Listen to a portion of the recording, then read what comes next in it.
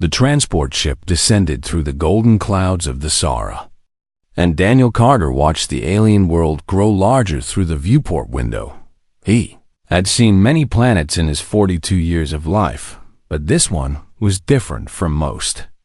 With its purple forests and silver oceans that stretched across the horizon like mirrors, reflecting the twin suns above Daniel was a human, a former Special Forces commander who now worked as a military advisor for alien civilizations that needed help defending themselves against threats they could not handle alone. Valari Kingdom had called for him specifically, and he had answered that call. His ship landed on a platform made of white stone, and when the doors opened, he stepped out into warm air that smelled like flowers.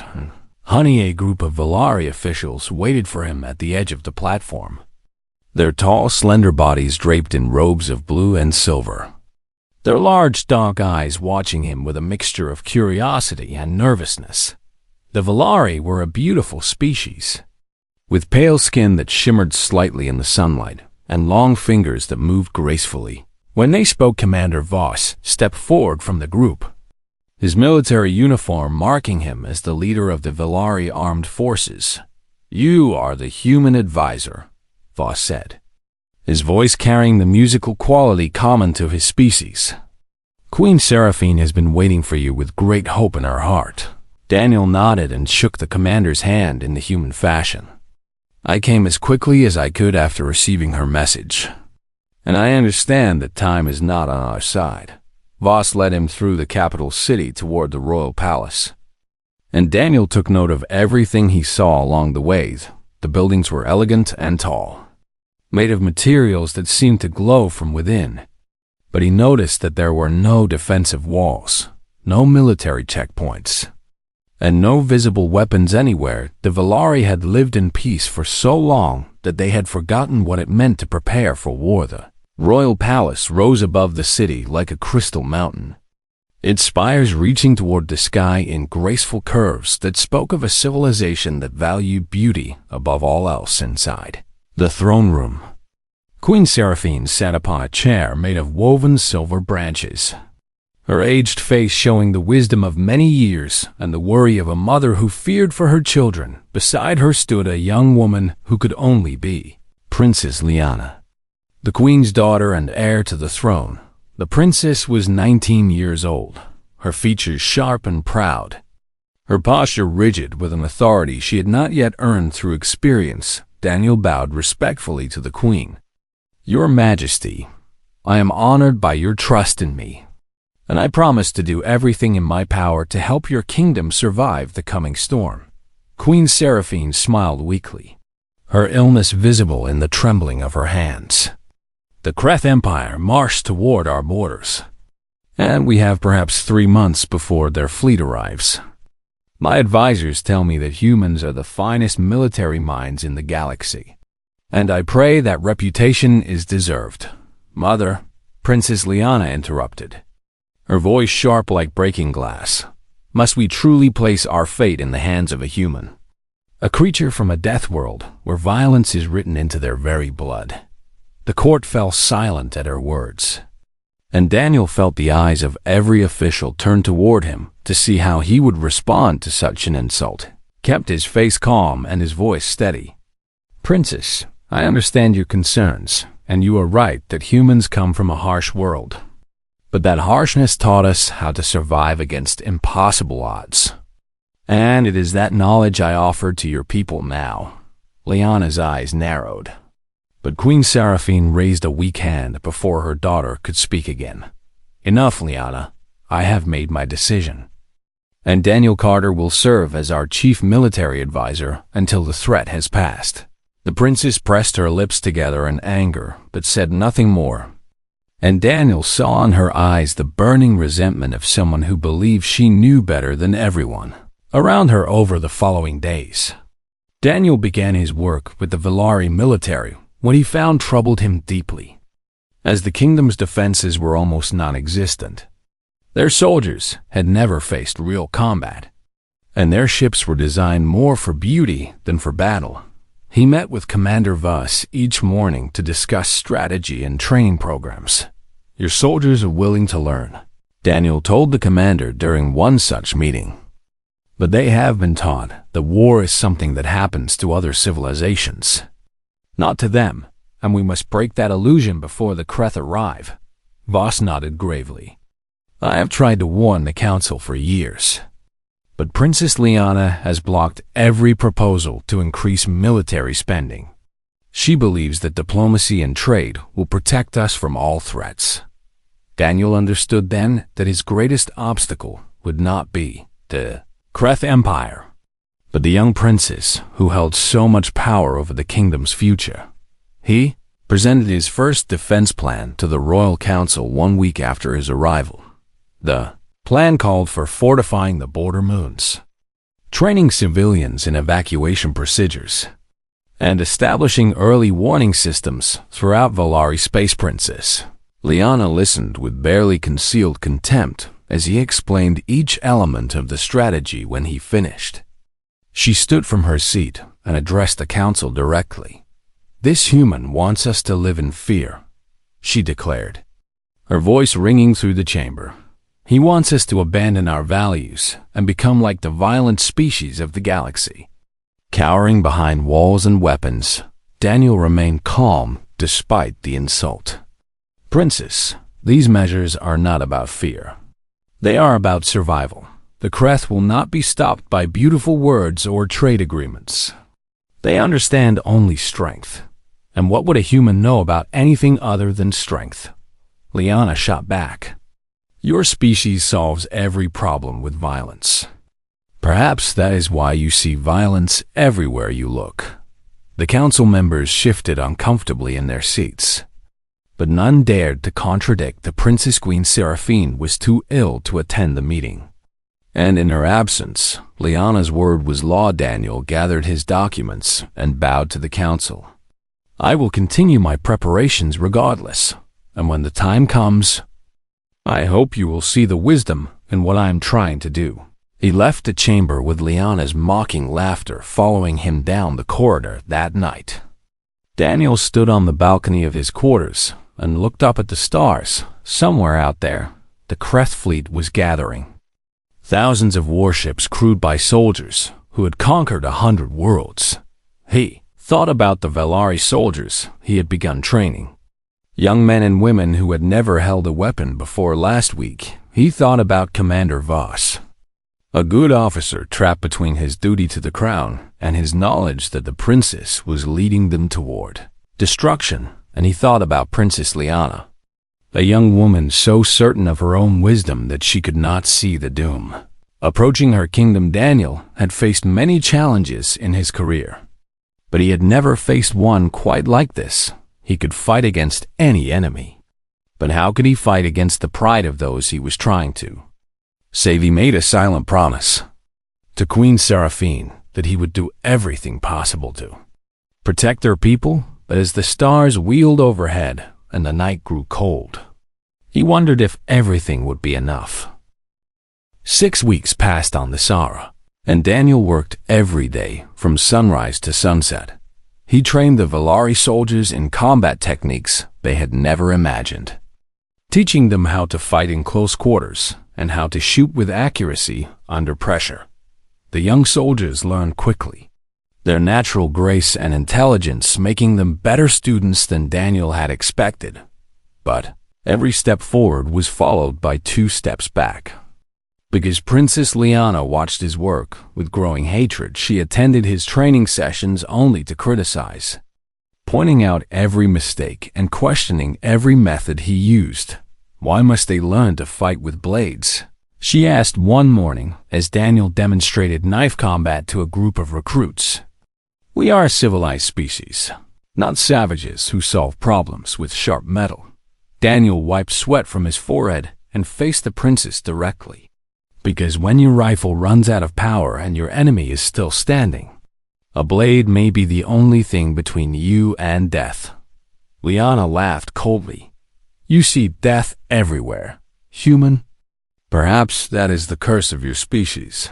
She walked away before he could respond, leaving the recruits confused and uncertain. Later that day, Daniel learned that Liana had reduced the supply budget for his training programs by half. Commander Voss brought him the news with an apologetic expression. I tried to argue against it, but the princess controls the treasury in her mother's absence, and she believes the funds are better spent on diplomatic missions to the Kreth. Daniel felt his patience wearing thin, but he kept his voice steady. Diplomatic missions will not stop the Kreth. They have already rejected 3 offers of negotiation from the Galactic Council. I know, Voss said quietly, but the princess believes she can succeed where others have failed.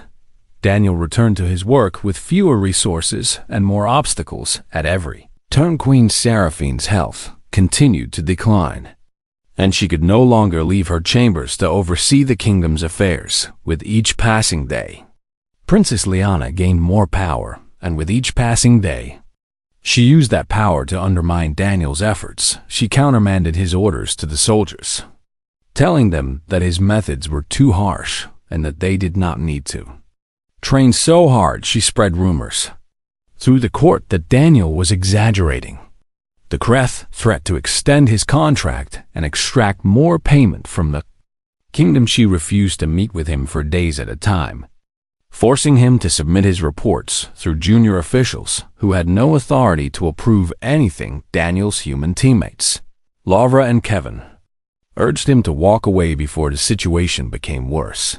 This princess is going to get everyone killed, Lavra said during a private meeting in Daniel's quarters, and she's going to blame you for it when everything falls apart. Kevin nodded in agreement. We have done what we can, Daniel, but you cannot save people who do not want to be saved. Daniel stared out the window at the beautiful alien city below. Queen Seraphine trusted me. She placed her kingdom's fate in my hands, and I cannot abandon that trust just because her daughter is difficult. Difficult, Lavra repeated with disbelief in her voice. She called you a primitive savage in front of the entire court last week. Daniel turned to face his teammates. I have been called worse things by better people, and I survived. What matters now is preparing this kingdom for what is coming. But even Daniel's determination was tested when the intelligence reports arrived.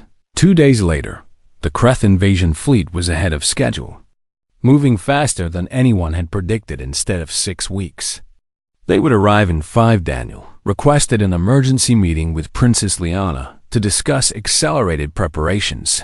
He submitted the request through proper channels and waited for a response. 1 day passed, then 2, then 3.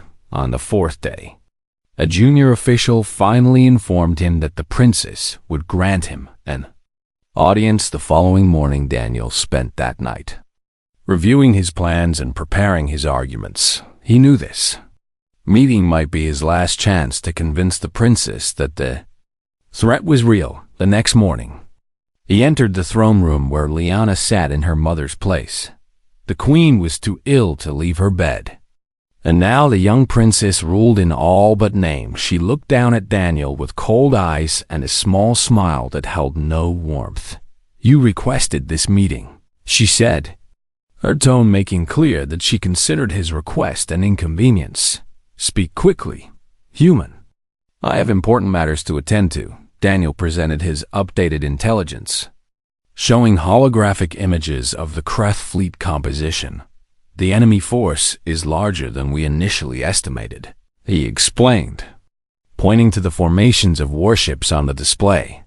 They have brought twice as many troop transports as expected, which means they intend to occupy your worlds rather than simply raid them. Liana waved her hand dismissively. Your intelligence comes from human sources, and humans see enemies everywhere. Perhaps your spies are simply mistaken. My sources have never been wrong before, Daniel replied, keeping his voice calm despite his frustration. I am asking you to approve emergency measures. We need to evacuate civilians from the border regions immediately. Evacuate? The princess laughed as if he had told a joke. You want my people to flee from their homes like frightened animals. The Valari do not run from threats. We face them with dignity. Daniel took a deep breath. Dignity will not stop plasma weapons, Princess. I am trying to save lives.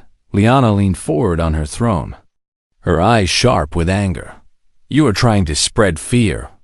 Human, that is what your kind does. You create chaos and then offer to solve the problems you created. The council members watched in silence. None willing to speak against the Princess. Daniel felt the weight of their fear and their cowardice pressing down on him. He had faced death many times in his life, but he had never felt so helpless as he did in that moment. Princess, he said one final time, I am begging you to listen. Your people's lives depend on the choices you make in the next few weeks. Liana stood from her throne and looked down at him with contempt. The only choice I need to make is how long I will continue to tolerate your presence in my kingdom. She turned and walked out of the throne room, leaving Daniel standing alone before the silent council. Commander Voss approached him after the others had filed out. I am sorry, Daniel. I truly am. Daniel nodded slowly. I know you are, Commander, but sorry will not save your people when the Kreth arrive. He walked back to his quarters and found Laura and Kevin waiting for him. They could see the answer in his eyes before he spoke a single word. We keep working, Daniel told them. We do what we can with what we have, and we hope that it will be enough. But deep in his heart, he knew that hope was running out as quickly as time itself. 9 weeks had passed since Daniel first arrived on the Sara, and in that time he had built defenses, trained soldiers, and prepared contingency plans for every scenario he could imagine. But none of that mattered anymore, because today was the day everything changed. The royal court was gathered in full, with every noble and official present to witness the final confrontation between the human advisor and their young princess. Daniel stood before the throne with his latest intelligence report, showing the updated position of the Kreth fleet that was now less than 4 weeks away. Princess Liana sat above him with her chin raised high, her expression one of bored contempt. The Kreth have accelerated their advance again, Daniel explained to the assembled court. Our latest scans show they will reach the outer colonies in 23 days, not the 30 we previously estimated. A murmur of concern spread through the nobles, but Liana silenced them with a sharp gesture. Continue, she said coldly. Tell us what desperate measures you want us to take this time. Daniel pressed forward despite her tone. I am proposing a 3-part strategy that may be our only chance of survival. He activated the holographic display and showed the border moons that marked the edge of Valari space. First, we need to implement scorched earth tactics on these 2 moons, destroying any resources that could be useful to the enemy and denying them supply points for their advance. Liana's eyes widened with outrage, but Daniel continued before she could interrupt. Second, we must mine the shipping lanes between the border and the homeworld. This will slow the enemy fleet and force them into predictable patterns that our ships can exploit. He changed the display to show a star map with human colony positions marked in blue. Third, I am requesting permission to contact the human naval base in the nearby system. They have agreed to provide support if we formally ask for assistance, and their ships could arrive within 2 weeks. Daniel turned off the display and faced the princess directly. These measures are extreme, but they give us a fighting chance. Without them, I cannot guarantee the safety of your people. The court was silent. Waiting for Princess Liana to respond, she rose slowly from her throne, her robes flowing around her like liquid silver, and descended the steps until she stood face to face with Daniel. Let me understand what you are proposing, she said, her voice sweet like poison. You want us to destroy our own territory, fill our trade routes with deadly weapons, and invite more humans into our space. I want your kingdom to survive. Daniel replied steadily. Liana laughed, and the sound echoed through the chamber like breaking ice. No, human. What you want is to profit from our fear. She turned to address the court, her voice rising with each word. This creature stands before us with his tales of doom and destruction, demanding that we abandon everything we believe in and become as violent as his own savage species. Daniel felt his hands clench at his sides, but he kept his face calm. Princess, I have dedicated 9 weeks of my life to preparing your defenses. I have asked for nothing beyond my contracted payment. Liana spun back to face him, her eyes blazing with anger. You contracted payment? Yes, let us discuss that. You humans charge more than any other species for your services. And yet, what have you actually accomplished? She gestured at the nobles around her. My people are terrified because of the fear you have spread. My soldiers are exhausted from the brutal training you forced upon them. And my treasury is depleted from the supplies you demanded. Those supplies went to building defenses that may save thousands of lives, Daniel said, his voice still controlled despite the insults. Defenses. Liana laughed again. Walls and weapons and mines. The tools of cowards who cannot solve problems through reason. She stepped closer to him, so close that he could see the hatred burning in her dark eyes. My mother was a fool to hire you. She was old and sick and afraid, and she let that fear cloud her judgment. But I am not my mother, and I will not let a primitive deathworlder dictate the fate of my kingdom. The words hit Daniel like physical blows, but he remained motionless. She trusted me, he said quietly. Your mother trusted me to protect her people. My mother trusted everyone. Liana spat back. That is why she is dying alone in her chambers, while her kingdom suffers under the heel of a human mercenary. The court gasped at her cruelty, but no one dared to speak against her. Daniel looked around at the faces of the nobles, seeing fear and shame in equal measure. These were the people he had worked to protect, the civilization he had sacrificed his time and energy to save, and they would not even meet his eyes. He turned back to Princess Liana and studied her young face, seeing not just arrogance but also fear hidden beneath the surface. She was 19 years old. Thrust into power she was not ready to hold, and she was terrified of making the wrong choice. But fear did not excuse cruelty, and youth did not excuse the consequences of her actions. Daniel reached up slowly and removed the advisor insignia from his uniform. The golden badge had been given to him by Queen Seraphine herself, a symbol of the trust she had placed in him. Set it carefully on the table beside the holographic projector. I was hired to save your kingdom, he said, his voice calm and clear. But I cannot save those who do not wish to be saved. Princess Liana blinked in surprise, clearly expecting him to argue or plead. My contract with the Valari kingdom is terminated, Daniel continued. Effective immediately. He bowed once to the throne, a gesture of respect for Queen Seraphine rather than her daughter, and then turned to walk toward the doors.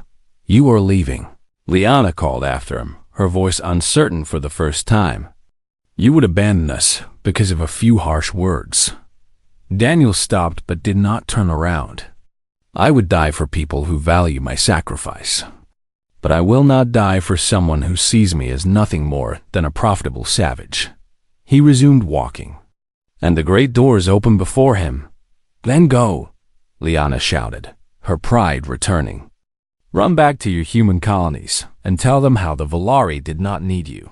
Daniel said nothing more and stepped through the doors into the corridor beyond. Laura and Kevin were waiting for him, their bags already packed and their faces grim. We heard everything, Laura said quietly. Our ship is ready to leave. Daniel nodded and walked with them toward the landing. Platform Commander Voss caught up with them before they reached the doors, his face pale with distress. Daniel, please. There must be something we can do. Daniel clasped the commander's shoulder in a gesture of friendship. You are a good officer, Voss, and you have good soldiers who learned well during these weeks. Use what I taught you and do your best to protect your people. Tears formed in the commander's large, dark eyes. It will not be enough. I know, Daniel said softly. but it is all I can give you now." He released Voss and continued walking, leaving the palace behind. Their ship lifted off an hour later. Rising through the golden clouds of the Sara for the last time, Laura sat beside Daniel in the cockpit, watching the planet shrink below them. "Do you feel guilty?" she asked. Daniel stared out at the stars ahead. "I gave them every chance. I told them the truth. I prepared everything I could prepare. What more could I have done?" "Nothing," Laura admitted. "You did everything right." Daniel nodded slowly. But there was no satisfaction in being right below them. The Volari kingdom continued to sleep, unaware that their princess had just sealed their fate, and somewhere in the darkness of space, the Kreth fleet continued its advance, counting down the days until conquest. 2 weeks after Daniel's departure, the Kreth invasion fleet crossed into Volari. Space Commander Voss stood on the bridge of his flagship and watched the enemy ships appear on his sensors, hundreds of them pouring through the border like a tide of darkness. "All ships form defensive positions," he ordered, his voice steady despite the fear that gripped his heart. The Volari fleet moved to intercept, their beautiful silver vessels gleaming against the blackness of Space. Princess Liana had ordered them to meet the enemy at the border. To show the Kreth that the Volari would not cower in fear, Voss had argued against this strategy, remembering Daniel's warnings about the importance of defensive positions and strategic retreat. But Liana would not listen, and now her pride would cost them dearly. The first battle lasted less than 3 hours. The Kreth ships were ugly and brutal, built for war rather than beauty, and they tore through the Volari formation with devastating efficiency. Voss watched helplessly as ship after ship exploded in silent flashes of light, each one carrying hundreds of his people into death. He tried to implement some of the tactics Daniel had taught him, ordering his ships to fall back and regroup at the defensive positions the human had established, but the Volari captains were panicking, their lack of combat experience showing in every confused order and every missed opportunity. The retreat became a rout, and the rout became a massacre by the time the surviving ships reached safety. The Volari fleet had lost 40% of its strength. Voss sent his battle report to the palace with trembling hands, knowing that the princess would not accept the truth of what had happened. But Princess Liana's response surprised him. Instead of acknowledging the defeat, she ordered an immediate counterattack. "We must show the Kreth our strength," her message declared. "Gather every available ship and strike at their fleet before they can advance further." Voss read the order 3 times, unable to believe what he was seeing. A counterattack now would be suicide, sending what remained of their fleet into the jaws of an enemy that outnumbered them 10 to 1. He tried to protest, sending urgent messages to the palace, explaining why such an attack would fail. The princess's response was cold and final. "You will follow my orders, or I will find a commander who will." Voss gathered his captains and explained the situation with heavy hearts. Some of them suggested refusing the order, arguing that their duty was to protect the people rather than die in a foolish gesture of pride. But others reminded them that disobedience would mean execution, and their families would suffer for their treason in the end. The Volari fleet advanced toward the enemy once more. Second battle was even shorter than the first. The Kreth had been expecting the attack and had set a trap that closed around the Volari ships. Like a fist, 60% of the remaining fleet was destroyed in less than 2 hours. Voss barely escaped with his flagship intact, retreating toward the homeworld with a handful of survivors behind them. The border colonies fell one by one. The Kreth swept across Volari space with terrifying speed, conquering worlds that had known peace for centuries. Refugees fled ahead of the invasion, their ships filling every route toward the homeworld with desperate traffic. There were no evacuation plans in place, because Princess Liana had refused to approve them. There were no emergency shelters prepared, because the princess had called such preparations cowardly. There was only chaos and death, and a growing realization that everything Daniel had warned about was coming true on the Sara.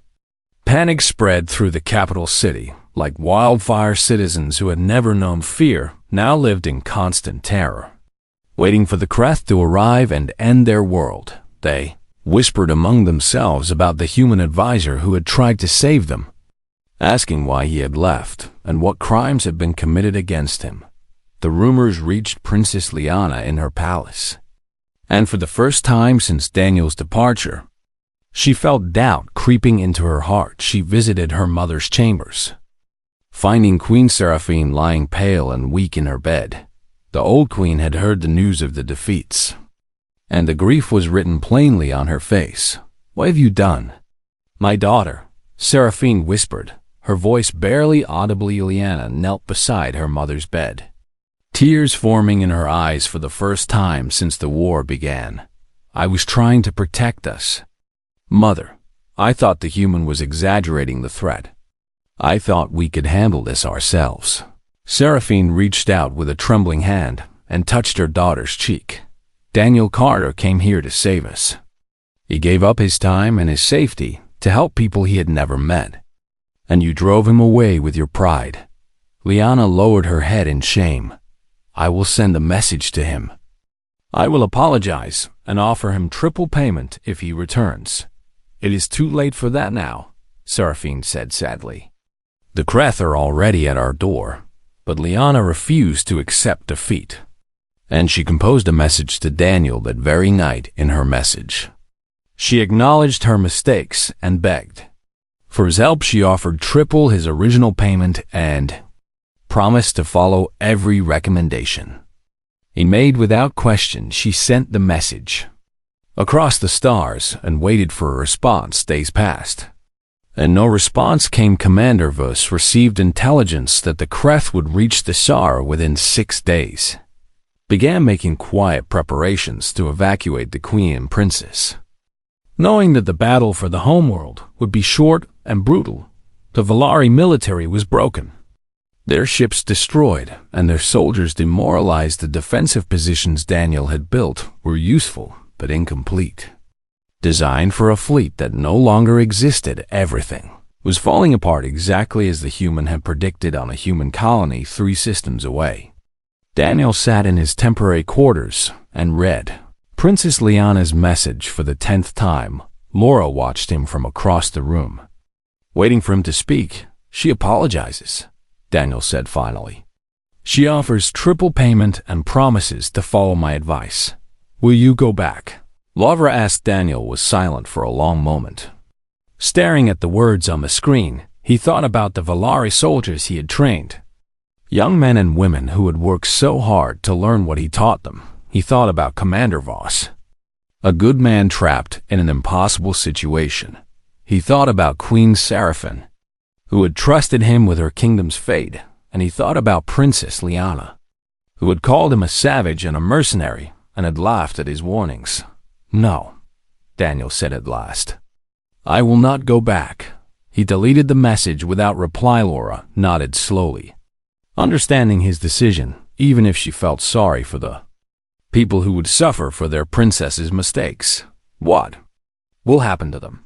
she asked quietly. Daniel turned to look out the window at the stars. "They will fall. The Kreth will conquer their world and enslave their people. And Princess Liana will learn what her pride has cost, and there is nothing we can do." Daniel shook his head. "I gave them everything I had, every warning, every plan, every ounce of expertise I possessed. They chose not to listen. And that is a choice I cannot unmake." Outside the window, the stars burned cold and bright somewhere among them. The Valari kingdom was dying, and Daniel Carter watched in silence, carrying the weight of what might have been. 4 weeks after the invasion began, the Valari kingdom ceased to exist. The Kreth had conquered the Sara in a final battle that lasted only 2 days. Their overwhelming forces crushing the last defenders without mercy. The royal palace lay in ruins, its crystal spires shattered, and its silver walls blackened by fire. Queen Seraphine died during the evacuation attempt when her transport ship was caught by enemy fighters. She never made it. Off the planet she had tried so hard to protect, Commander Voss managed to escape with Princess Liana and a small group of survivors.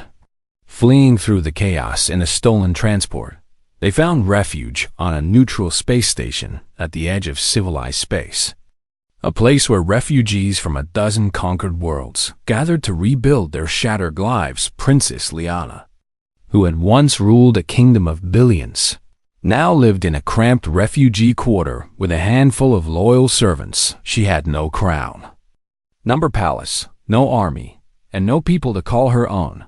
Everything she had known was gone, destroyed by an enemy she had refused to believe was coming. The Galactic Council held emergency sessions to discuss the fall of the Villari.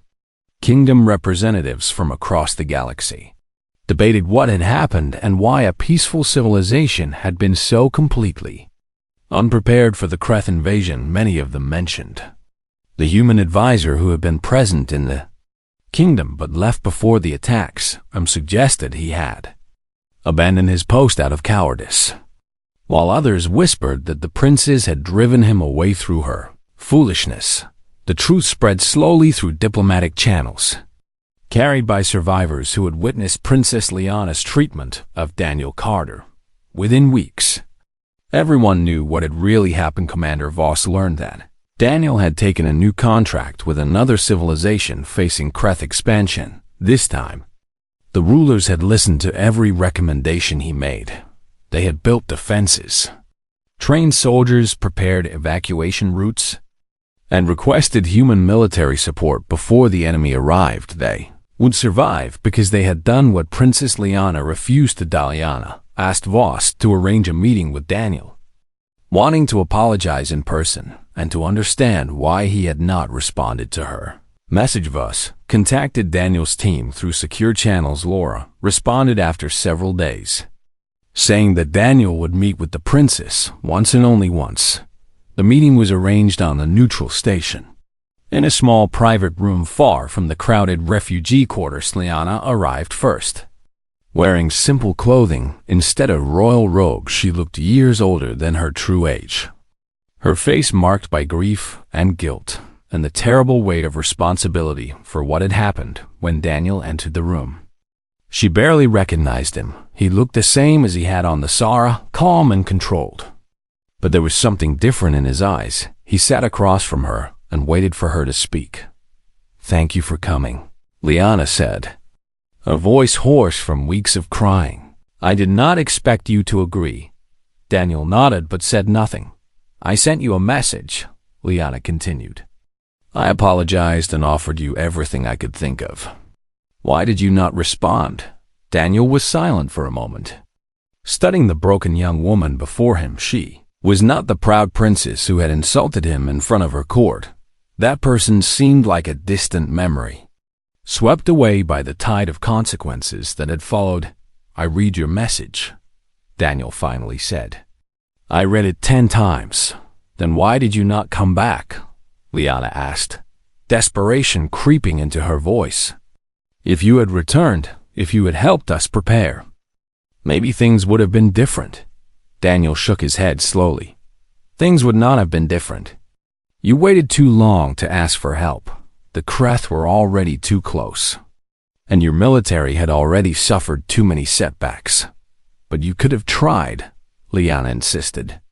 "You could have given us a chance." "I gave you a chance," Daniel replied, his voice hardening slightly. "I gave you 9 weeks of chances, and you rejected every single one of them." Liana lowered her eyes, unable to deny the truth of his words. "I told you what would happen," Daniel continued. "I gave you the tools to survive. I prepared defenses and trained soldiers, and warned you about every threat I could see. And you chose pride over survival. I was wrong," Liana whispered. "I know that now. Knowing it now does not bring back the dead," Daniel said. "It does not rebuild the cities that were burned or free the people who were enslaved." Tears rolled down Liana's cheeks, but she did not wipe them away. "My mother trusted you," she said, And I destroyed that trust because I was afraid. Daniel's expression softened slightly. Your mother was a wise woman. She understood that asking for help is not a weakness. That accepting expertise is not an admission of failure. Why did you leave? Liana asked. The question that had haunted her since that day in the throne room. I know, I was cruel. I know I said terrible things. But was it really so unforgivable that you would let my kingdom fall? Daniel leaned forward, his eyes meeting hers directly. I would have died for your people, he said quietly. I would have fought until my last breath to protect them. That is what I do. That is why I came to the Sara. Liana stared at him, seeing for the first time the depth of commitment she had so carelessly dismissed. But I will never fight for someone who sees my sacrifice as worthless, Daniel continued. I will never give my life for a leader who believes I am nothing more than a profitable savage. The words hit Liana like physical blows, and she remembered standing in the throne room, speaking those exact words to the man who had been trying to save her. When you said those things, Daniel explained, you were not just insulting me. You were telling your people that my work had no value. You were teaching them to distrust the very defenses I had built for them. I was young and stupid, Liana said. I did not understand what I was doing. You were young, Daniel agreed. But you were also the ruler of a kingdom, and rulers do not have the luxury of being stupid without consequences. Liana accepted the rebuke in silence, knowing she deserved far worse. Would you have stayed if I had apologized sooner? She asked. Needing to know the answer, even if it brought more pain, Daniel was silent for a long moment, considering the question carefully. If you had apologized before I left, he said finally, before you spoke those words in the throne room, I would have stayed. I would have continued fighting for your kingdom, even if you never fully trusted me. Liana closed her eyes, feeling the full weight of her mistake crushing down upon her. One moment of cruelty, one speech driven by pride and fear, and she had sealed the fate of billions. I am sorry, she said, the words feeling impossibly small against the enormity of what had been lost.